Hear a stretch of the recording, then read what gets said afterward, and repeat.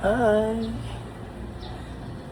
Sa mga kaibigan kong nandyan, nanonood, yung mga kaibigan kong isang tap lang sa kanila, they are always ready to listen sa mga kwento natin. So, in this video naman, gusto ko lang i-share. So, kayo na yung kwento kong kaibigan, no?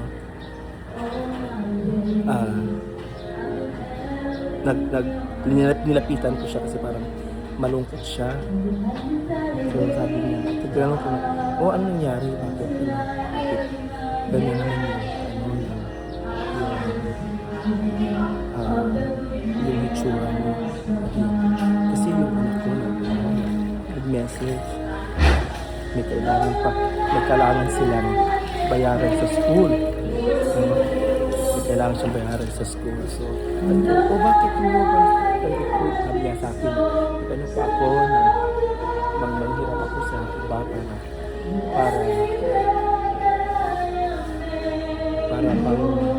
pangbigay doon sa anak niya. So, ayun. So, sabi ko, magkano pa ba ang kulang? Ito yung amount na kulang. Hindi naman gano'n kalaki. Kaya sabi ko, sige, ano yung Gcash number ng anak mo, tulungan natin siya kasi sa school yun para sa school niya. So itong sharing ko, hindi ko to sinasabi sa inyo para magmayabang mo, kasi naniwala ko na pag mahal mo ang Panginoon, hindi mo kayang tiisin na hindi makatulong kung may oportunidad o may chance ka naman tumulong. Kasi sabi ko, sige, may konting laman pa na Gcash ko ang bigyan natin ng tulong kasi syempre hindi siya makaka-graduate sa school pag hindi niya ma-fulfill yung mga requirements ng school. So sabi ko, okay lang yan. Sabi ko, lahat naman tayo ay nangangailangan ng tulong. So siguro ito naman yung chance na makatulong din ako kasi mahal natin ang Lord, no? Every time nakarinig tayo ng mga ganyan, parang pag may chance naman tayong tumulong, tulong po tayo. Kasi every time na tumutulong ka sa Lord, every time na tumutulong ka sa mga nangailangan, you are just opening the windows of heaven and to pour out blessings, no? Blessings na hindi natin in-expect. Kaya kanina sabi ko, sige, bigyan natin siya para matapos na yung problema niya. Kasi syempre graduating yung anak.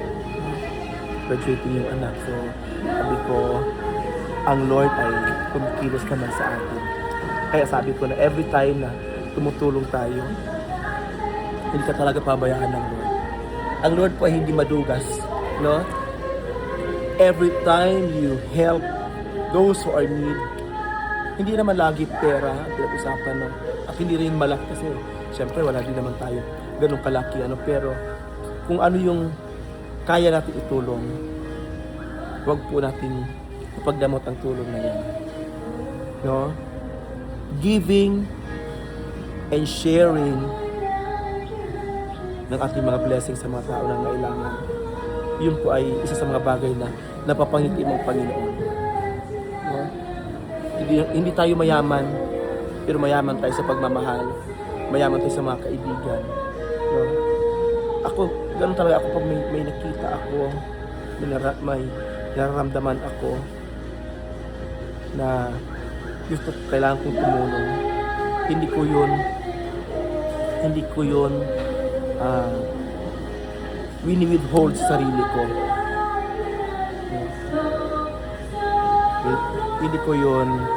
Hindi ko tinitikis na tumulong. Binibigay ko, tinutulong ko. Kasi alam ko na ang Lord ko ay may mga plano. Minsan nag-aantay lang ang Lord na tumulong ka para i-release niya rin yung blessings para sa'yo. Kaya ako gusto kong pagpalain ako ng Lord.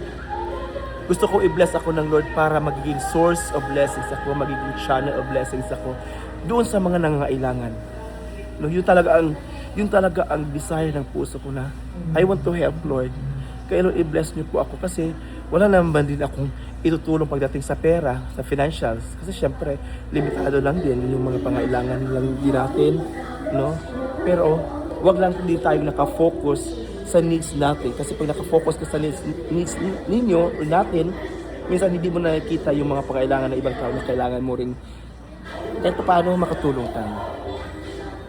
Na helping, giving help, extending help, giving assistance dun sa mga kapatiran natin na nangangailangan. Yun po ang gusto ng Lord. Kasi yun po ay pagmamahal na kaya natin ibigay sa Lord. Kasi mahal po tayo ng Panginoon. God bless everyone! We love you everyone. Thank you.